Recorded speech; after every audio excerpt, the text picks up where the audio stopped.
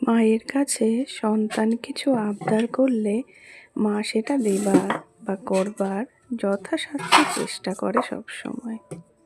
সেটা যাই হোক না কেন, অবশ্যই ভালো কিছু। আমাদের মাকেও ছোটবেলা দেখেছি আমাদের নানান শখ আবদার পূরণ করতে।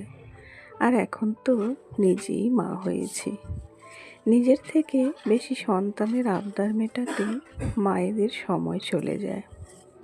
পৃথিবীর সব মায়েদের মনগুলি হয়তো এমনই হয়।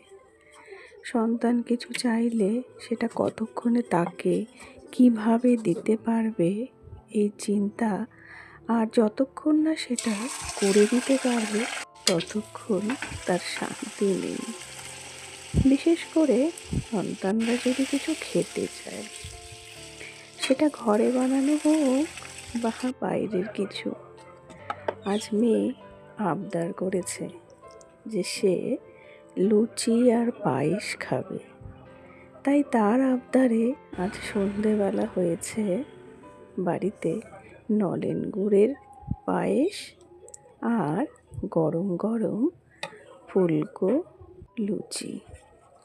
তবে এই লুচি পায়েস তাকে বানিয়ে দিয়েছি তার আবদারে ঠিকই, আবার আমারও একটু হলেও স্বার্থ আছে এখানে। এই যে তোমার পায়েস রেডি, ওঠো ওঠো ওঠো ওঠো। আমার স্বার্থটা বলি তোমাদের। মেয়ের ফাইনাল টার্ম শুরু হয়েছে, তাই তার আবদারের জিনিস পেয়ে যদি একটু ভালোভাবে পড়াশুনো করে, কোনো রকম জেদ না করে, তাহলে আমার তাকে পড়াতে একটু সুবিধে হয় বই কি। তবে আমার স্বার্থটা কিন্তু খুব একটা খারাপ না বলো, কারণ আমরা মায়েরা জানি আমাদের বাচ্চাদের পড়াতে গিয়ে কেমন নাজেহাল অবস্থা হয়ে যায় বলো। তো আজ এ পর্যন্তই। তোমরা ভালো থেকো, সুস্থ থেকো, টাটা।